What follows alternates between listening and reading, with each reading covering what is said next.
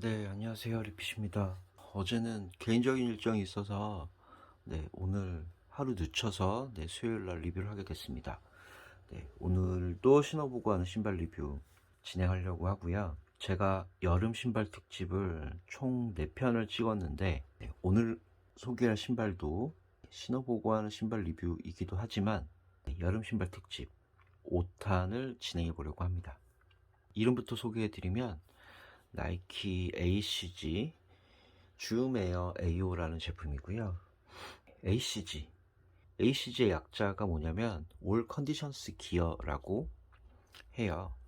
여기 보시면 올 컨디션스 기어라고 써 있죠. 아웃도어를 하시는 분들은 아마 이 ACG란 브랜드를 잘 아실 거고, 사실 뭐 저는 안지 얼마 안 돼서 잘 알고 있지는 못합니다. 제가 거의 매일 2만 보 가까이를 걷는데 비가 올 때는 사실 잘 걸을 수가 없었어요.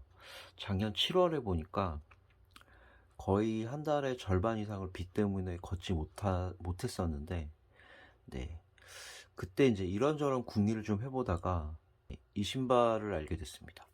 비가 오면 사실 걷지 못하는 건 뭐 너무 당연한 거죠. 비가 안 올 줄 알고 이제 길에 나갔다가 비를 쫄딱 맞고 온몸이 젖어서 집에 들어오는 경우가 해마다 한 서너 번은 되는 것 같아요. 이제 그때 뭐 옷이 젖는 건 어쩔 수 없는데 발이 양말을 신은 채로 발이 완전히 젖어버리면 걸을 때 진짜 너무 고통스럽거든요. 발은 붓고 신발 안은 물로 가득하고 이제 이래서 다음날 멀쩡한 날 걷기도 좀 힘들 정도로 무리하게 되는 경우가 좀 왕왕 있었습니다. 그래서 이제 이 신발을 찾아보게 된 거죠. 그래서 이 신발이 이제 나이키의 공홈에 올라왔을 때 구매하려고 했는데 사실 구매를 실패했어요. 워낙 순식간에 팔려버려서 구매를 할 수가 없었습니다. 그래서 그 뒤로 제가 거의 1년 가까이 솔드아웃이나 크림 같은 신발 거래 플랫폼들을 활용해서 구매를 하려고 했었는데 구매를 못하다가 지난달에 우연히 당근마켓에서 아무 생각 없이 이걸 검색했다가 어떤 분이 이걸 올리셨길래 옳다쿠나 하고 냉큼 구매하게 된 신발입니다. 정가가 한 13만 9천 원, 12만 9천 원 정도 했던 것 같아요. 그 당근마켓에서 아주 운이 좋게 10만 원에 구매를 했습니다. 이제 이 신발 리뷰에 앞서서 런리핏 사이트에 올라와 있는 리뷰 점수를 보면 78점이에요. 점수가 많이 높지는 않습니다. 그거 감안하시고 제가 왜 이 신발의 점수가 이렇게 낮은지 좀 이따가 설명을 좀 드릴게요. 제가 항상 사이즈 안내 드리는데 저는 신발을 260 정 사이즈로 신는데 이 신발은 265로 샀습니다.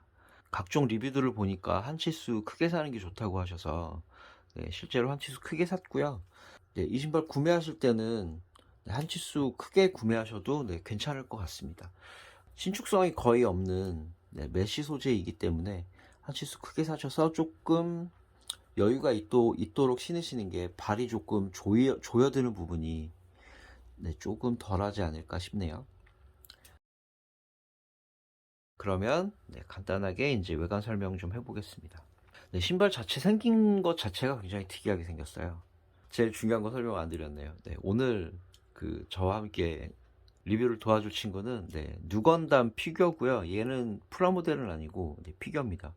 이거 갖고 싶어서 일본 갔다가 이제 우연히 중고 시장에 싸게 나온 게 있어서 그걸 구매했던 기억이 나네요.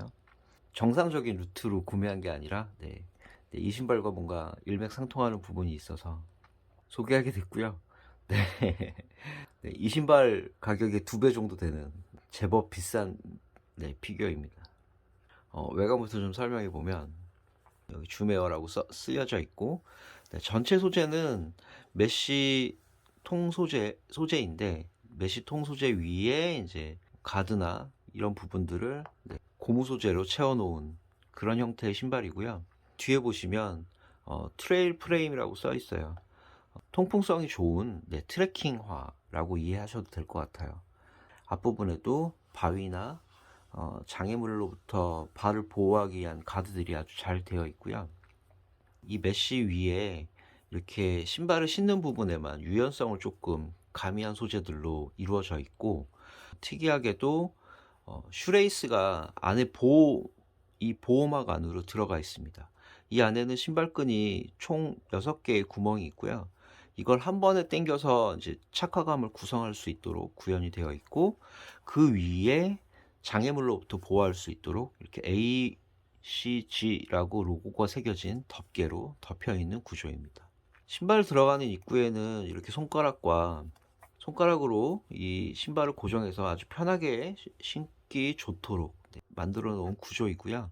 이 메쉬 소재가 다소 까끌까끌한데, 신발의 마찰력이 많은 부분에는 이렇게 패딩처럼 안에 쿠션이 좀 들어가 있어서 신발 안에서는 다른 마찰이나 불편한 부분이 없도록 이렇게 구현을 했습니다.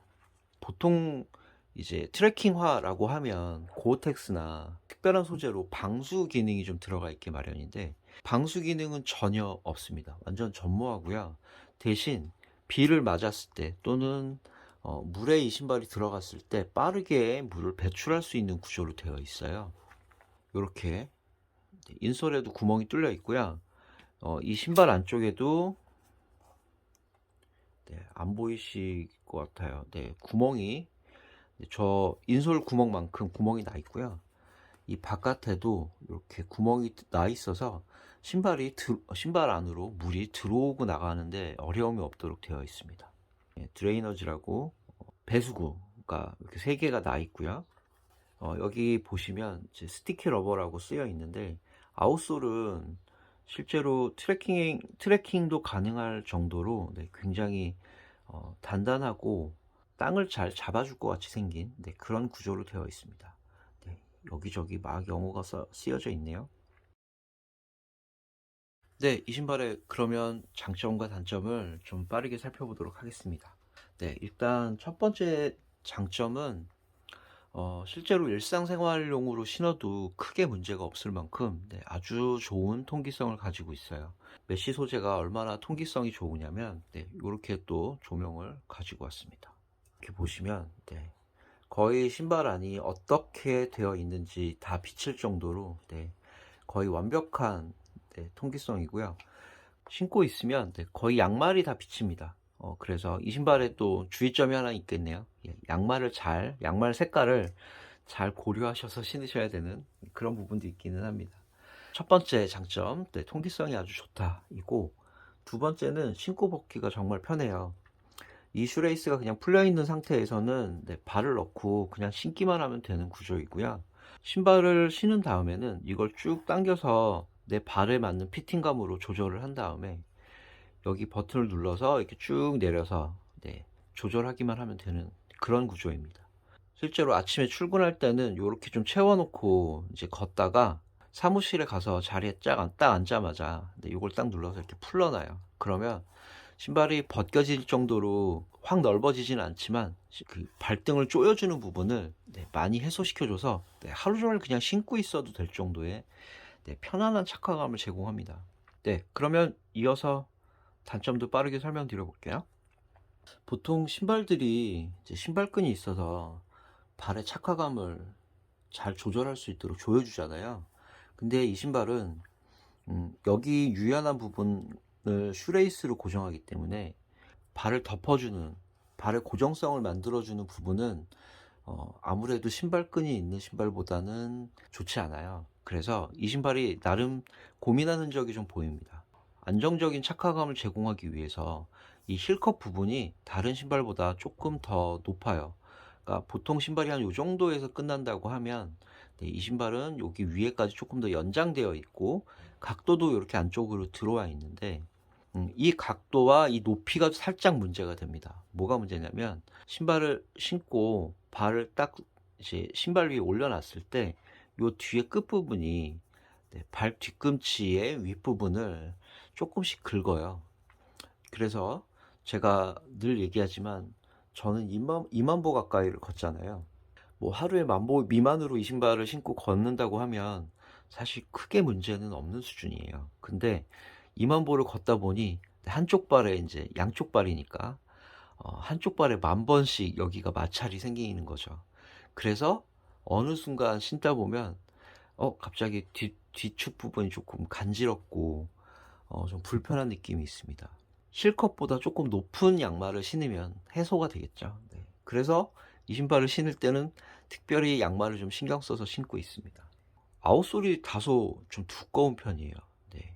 보통의 아웃솔보다 그냥 일반적인 신발의 아웃솔보다 두껍습니다. 그래서 이 두꺼운 부분 때문에 이 신발이 무거워요.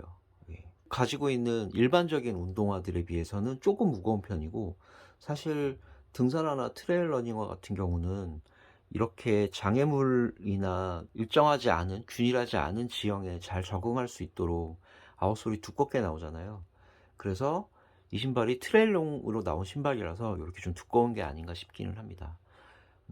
오히려 이 신발을 신고 등산이나 트레일 러닝을 할 경우에는 이 신발이 무겁다고 느끼지는 못할 것 같아요. 복잡한 지형을 다닐 때는 무게를 느끼지 못할 정도의 아웃솔인데, 저는 이제 매일 걷기 운동을 하다 보니 계속 일정한 수준으로 걷다 보면 신발의 무게가 어느 순간 확 느껴지게 마련인데, 그럴 경우에는 신발이 약간 무겁구나 라는 느낌이 들기는 합니다.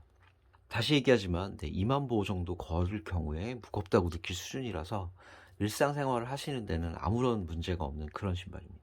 이 신발의 가장 저는 치명적인 단점이라고 생각하는, 다시 아웃솔 얘기를 할 수밖에 없어요. 네, 아웃솔이 이렇게 두꺼운데 위에는 착화감이 완전히 고정되지 않는 그냥 슬립온 형태라서 발도 약간 여유가 있고 다 편한데, 발에 여유가 있으면 어느 정도 미드솔과 아웃솔에도 유연성이 좀 있어줘야 제가 발을 앞으로 치고 나갈 때 이렇게 좀 접혀줄 거잖아요. 이 신발의 유연성이 좀 떨어져요. 이 두꺼운 아웃솔과 두꺼운 미드솔 덕분에. 그래서 걸을 때마다 약간의 힐 슬립이 좀 있기는 합니다. 발 뒤꿈치가 여기 붙어 있지 않고 살짝 이탈하는 현상을 말해요. 그러니까 여기가 마찰이 생기는 거겠죠. 이 아웃솔의 유연성이 조금 아쉽다. 네, 그렇게 설명드릴 수 있을 것 같습니다. 10개월 정도 찾아다녔던 신발이라서 지금은 너무 만족하고 잘 신고 있고요.